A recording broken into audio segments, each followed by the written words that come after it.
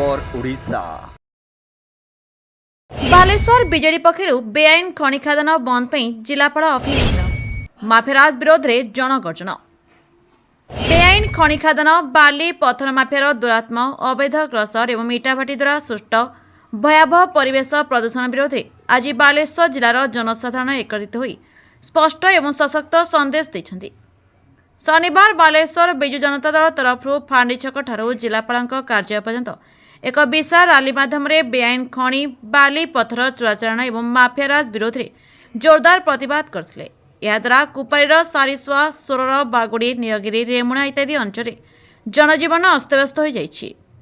प्रदूषण जनजीवन क्षयक्षति माफिया आतंक तलाई चली नदी पहाड़ रास्ता परिवेश और साधारण लोक जीवन उपर होता अन्याय विरोध में बीजेडी स्वर आज रास्तार प्रतिरोधित करिछि।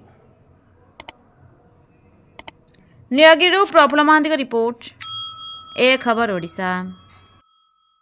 लाइक शेयर कमेंट और सब्सक्राइब करंतु। आपण माने देखुछंती ए खबर ओडिशा।